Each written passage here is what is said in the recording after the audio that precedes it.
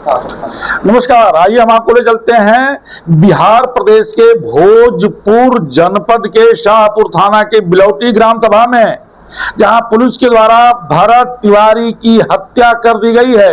आज पूरा देश एकदम उबाल पर है। पूरे देश के लोग बिलौटी पहुंच रहे हैं, श्रद्धा समर्पित कर रहे हैं, श्रद्धांजलि दे रहे हैं, भरत तिवारी के परिवार को न्याय की गुहार लगा रहे हैं। लेकिन अब तक बिहार सरकार के सम्राट चौधरी के सरकार के कान पर जूं नहीं रेंगा है। अब तक जो है कोई सरकारी सुविधा नहीं दी गई है, सरकार का कोई प्रतिनिधि मिलने के लिए नहीं गया है। बार बार खबर आ रही है सोशल मीडिया पर कि एसपी के द्वारा परिवार को धमकाया जा रहा है और ये कहा जा रहा है कि वही हश्र होगा जो भरत तिवारी का हुआ है। उनके भाइयों का कहना है, उनके भाई का भी जो है सोशल मीडिया पर बयान आ चुका है। इसी क्रम में जो है राष्ट्रवादी ब्राह्मण महासंघ के राष्ट्रीय अध्यक्ष परेश दत्त भारद्वाज के नेतृत्व में एक प्रतिनिधिमंडल जो है कल गांव सभा गया था। मृतक के माता पिता से मिला, उन्हें आश्वासन भी दिया और उस गांव से मिट्टी लेकर के आया जहां भरत तिवारी की हत्या कर दी गई थी। और पूरे देश में वह मिट्टी लेकर के जाया जाएगा। पूरे देश के क्रांतिकारियों की मिट्टी को उस मिट्टी में मिला करके 26 अगस्त को एक बार पुनः उस गांव जाकर के जो है उस गांव में उनकी मूर्ति का अनावरण किया जाएगा। इसी क्रम में हमारे साथ जो है राष्ट्रवादी ब्राह्मण महासंघ के राष्ट्रीय अध्यक्ष परेश दत्त भारद्वाज जी जुड़ चुके हैं, जो प्रतिनिधिमंडल लेकर के गए थे। जी आपका बहुत बहुत स्वागत है। आप भरत तिवारी के गाँव कल गए थे, देखिए आपको वहां सब कुछ क्या देखने को मिला, क्या नजारा मिला, क्या हकीकत है पूरे घटनाक्रम में? देखिए, मैं अपने राष्ट्रीय प्रतिनिधिमंडल के साथ में एक भरतपुर तिवारी जी, जो भरत तिवारी जी हैं, उनके निवास पर गए। उनकी माताजी से मिला। माताजी का हाल बहुत बुरा था, उनसे बात करना भी संभव नहीं था, लेकिन उन्होंने फिर भी हिम्मत जताते हुए पूरी कहानी, पूरी घटना हमको बताई है। और हम उनके पिताजी से मिले। पिताजी का कहना तो ये था कि आप लोग ही हमारा सहारा है, क्योंकि सरकार और प्रशासन पर विश्वास उनका उठ गया है। क्योंकि भरत तिवारी जो थे, पढ़े लिखे नौजवान थे और उन्होंने सनातन धर्म को हिंदू राष्ट्र को बनाने के लिए अपने यहाँ से बिहार से बागेश्वर धाम की पैदल यात्रा की और लोगों को जगाने का काम किया। और उनकी सिर्फ यही कामना थी बालाजी महाराज से कि मेरा देश और मेरा गांव सुरक्षित रहे और मेरे गांव का इतिहास और मेरे गांव का विकास चमकता रहे।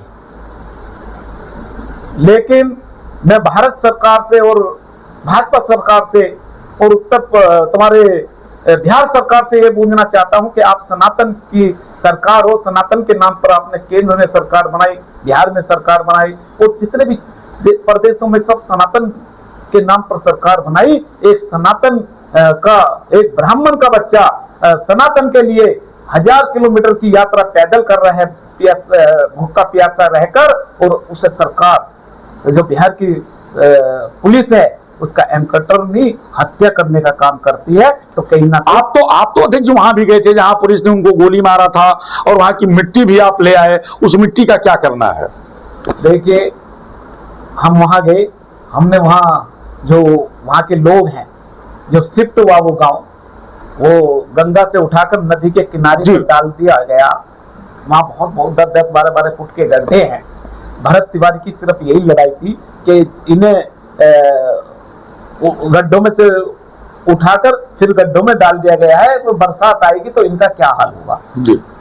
भरत तिवारी की ना तो ब्राह्मण समाज को लेकर कोई लड़ाई थी, ना अपने परिवार को लेकर लड़ाई थी, सिर्फ उन गरीबों के लिए लड़ाई लड़ रहे थे जो उनकी हालत, तो समाज के अंतिम व्यक्ति है। हमें हालत जमनिया में जो है, हमें भी नहीं हालत देखी गई उनकी। आज भी ऐसे मतलब टेंट नहीं, उन्होंने धोतियों और तिरपालों की बनाकर अपना घर बना रखा है, जो गवर्नमेंट ने वहां जगह दी है। लेकिन स्थिति बहुत खराब है और उनका यही कहना था कि यहाँ पर भराव करके और रोड बनाकर, पुल बनाकर यहाँ इन्हें बसाया जाए। यही सोशल मीडिया पर तैर रहा है कि एसपी जो है भोजपुर के एसपी परिवार में रात को मिलने जाते हैं और भाई को किनारे ले जाकर के उनको हड़का रहे हैं और कह रहे हैं कि ये सब नौटंकी बंद करो, नहीं तो वही होगा जो तुम्हारे भाई के साथ हुआ है। अगर ये सही है तो इस पे आप क्या कहना चाहते हैं?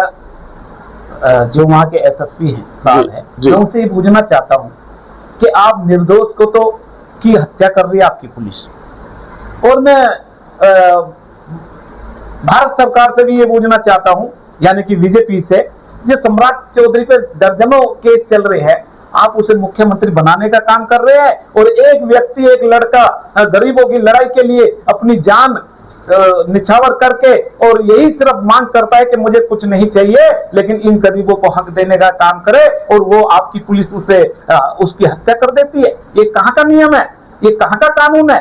आप संविधान के खिलाफ जा रहे हो। संविधान में कौन सा लिखा है कि जितने हथियार डाल दिए, जिसने सिलेंडर कर दिए, आप उसकी हत्या करोगे? नहीं, ये कहीं ना कहीं भारत सरकार की और बिहार सरकार के कहीं ना कहीं पर उन पर एक ना एक कहीं ना कहीं आरोप लगने का काम हो रहा है। आप लोग चाहेंगे कि सम्राट चौधरी इस्तीफा दे दें? मैं तो ये चाहूंगा इस्तीफा न दे, मैं तो प्रधानमंत्री से निवेदन करूंगा उसे बर्खास्त करने का काम करे। इस्तीफा छोड़िए, उसे बर्खास्त करने का आपको नहीं लगता जो न्यायिक प्रक्रिया शुरू हो गई है, जो मजिस्ट्रेटिक जांच हो रही है, उसमें न्याय मिल पाएगा भरत तिवारी के परिवार को? आप भाई साहब ये तो देखिए कि जो एसएसपी कल परसों आकर उनके परिवार को धमका रहा, वो न्याय कहाँ मिल पाएगा?